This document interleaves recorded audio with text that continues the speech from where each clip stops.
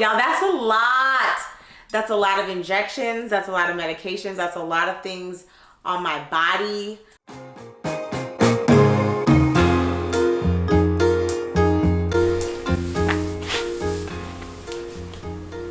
I'm back. I'm back, and I got my piping hot tea. You guys, I have been gone. There's been so many things that have happened. I think the last time that I was actually on YouTube was probably about like 10 months ago. It was late 2021. And my last update, I had just let you guys know about my second failed transfer. And y'all, it's feeling like deja vu. It's feeling far too familiar. I had to take a major hiatus from YouTube, from even social media for a little while, because IVF just got heavy. There was just a lot of things going on, and I just kind of had to do a major reset for myself. So it's just been really good for me to be away. It's been really good for me to just love on my family, be with my husband, and not have to worry about like all the things with IVF and all the things that come with that. I knew I would get back here. I knew I would come back to you guys. I just had to do it kind of on my own time when I was ready, and I'm just in such a better space mentally and physically and emotionally and all the things. So let's go ahead and just jump right into what y'all have missed over the last few months. So let's get into the update for transfer number 3. We decided to change a lot of our protocol. Well, not a lot, but we changed a few things within our protocol, hoping that we would get a different outcome. So first, my doctor put me on what's called DepoLupron. That's basically, it puts your body into like a faux menopause. So your body isn't producing really any estrogen. It helps reduce the inflammation within the body. Okay, so wait, baby. We are doing our very last DepoLupron injection. Okay, baby, 90 degrees. It's been a while. Okay. So this is basically an endometriosis like medication to help get rid of any inflammation. It lasts for 30 days. And I'm also taking an oral injection, oral medication. So once we were done with the 2 months of DepoLupron, we were ready to move forward with our transfer cycle. And about a week before my scheduled transfer, we added in Intralipid infusions. And Intralipid infusions is basically a protein IV, for lack of a better word. You have to sit there for like 2 to 3 hours and let it drip like very slowly into your body. So it's a long, extended kind of process. It's supposed to help with making sure the body doesn't reject your embryo. And then the third thing we decided to do was, you know, as you guys know, my clinic is down in Southern California. I live in Northern California. For this third transfer, we decided, hey, let's drive down. All the other times we had flu. So me and Jordan, we rented a car, we drove down, we made a couple pit stops. We looked at some of the really nice views. We even had to stop and do some injections on the side of the road, which is always so fun. We have so many things in the car right now. Like, I brought my whole life with me on this trip, didn't I? Yeah, I think that probably adds to yeah, this whole car is filled with things. our levels. Yeah, it adds. Like, I like to pack very light, especially on road trips. Y'all should see his suitcase for a 2-day pack. For a 2-day trip. It's not 2 days. Jordan says he packs light. Jordan never packs. Baby, your suitcase is always maxed out like mine is. I have a big suitcase that is not full. Ooh. I think it's hard to get in. Yeah, that did not go on very well. That would be cool. This is the one that burns the most, unfortunately. So we got that done. And the other different thing that we did in round 3 was my doctor decided to put me to sleep. Now, that is not the norm when it comes to IVF transfers. Most of the time you're awake and you just go in and you take a Valium and they put the embryo inside of your uterus.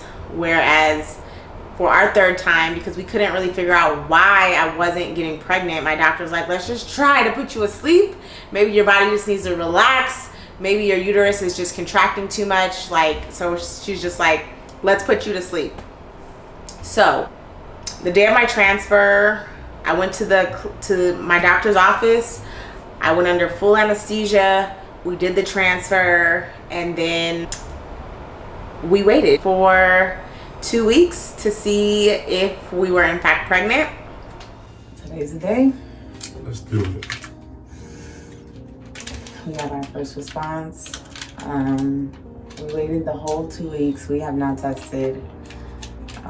We've had symptoms. We've had days with no symptoms, and we don't know. We're just believing at this point. So I'm gonna pee on this stick, and we'll see how it goes.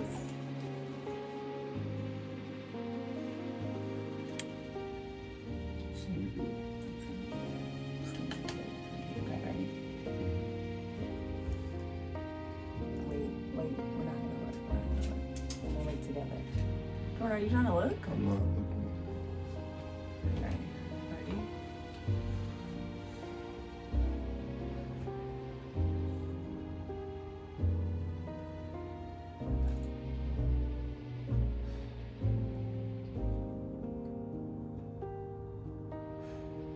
So crazy.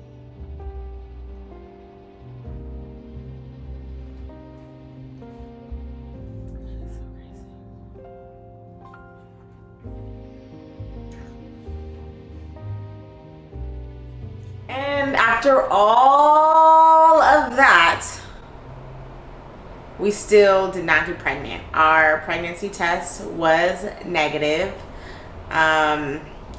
It was heartbreaking. We were devastated, to say the least.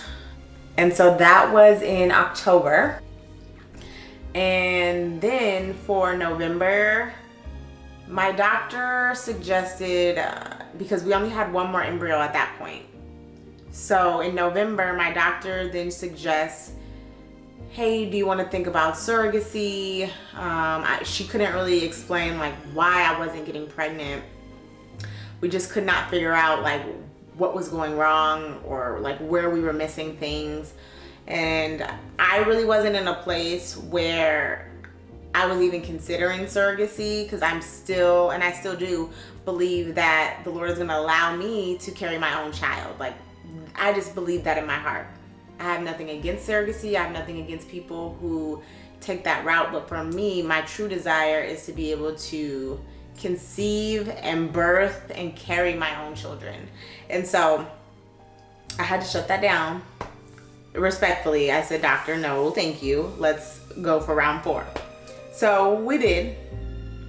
We pretty much did the exact same protocol that we did for round 3 in round 4. I didn't want to keep getting put under anesthesia, so I was awake for the 4th one. We did the 2-week wait. I was symptom spotting. I'm looking for all the symptoms. I actually, for this transfer, out of all the transfers, there was no other transfers that I had spotting. And sometimes when you're going through IVF, especially a transfer, spotting, especially within like the first like 3 to 5 days, could be a good sign, because it can be like implantation bleeding. And so for the first time, I actually was spotting, and I was like super, super excited. And I was like, oh, this is the one, this is it. I just thought like it was happening. But again, we took a pregnancy test at the end of our 2-week wait, and it was negative.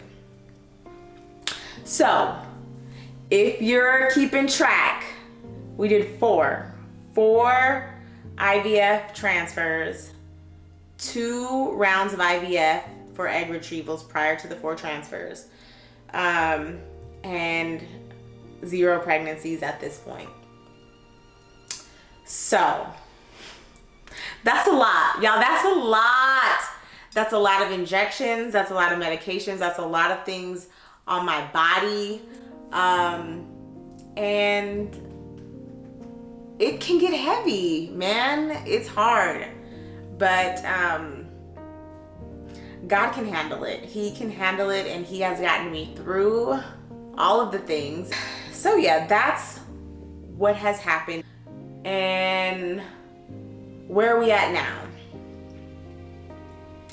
Right now, we know that we will be having to do another round of IVF. I have been fully enjoying my time off from medications, from hormones, from injections, but I know that I'm going to have to hop back on the IVF train sooner rather than later.